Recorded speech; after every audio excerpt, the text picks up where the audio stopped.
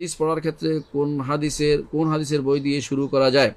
আলহামদুলিল্লাহ, হাদিস পড়ার ক্ষেত্রে প্রথমে 40 হাদিস দিয়ে শুরু করবেন। ইমাম নাওয়াবির 40 হাদিস দিয়ে শুরু করবেন।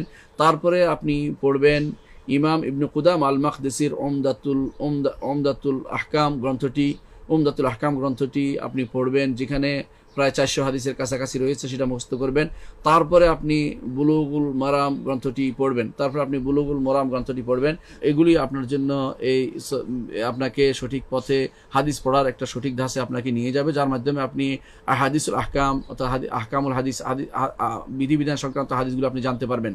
আর যদি আপনি মনে করেন যে আপনি বিভিন্নমুখী হাদিস শিখবেন, তাহলে আপনাকে অবশ্যই রিয়াদুস সালেহিন দিয়ে শুরু করতে হবে। আপনি জানেন যে রিয়াদুস সালেহিনের মতো এত সুন্দর কোনো গ্রন্থ আসলেই নেই, যার মধ্যে সব রকমের জিনিসেই কিছু না কিছু জায়গা পেয়েছে, এবং আলহামদুলিল্লাহ মুসলিমও হাতে গোনা 4-5টা বা 7-8টা ব্যতীত সবগুলি হাদিসেই সেখানে শুদ্ধ, আলহামদুলিল্লাহ।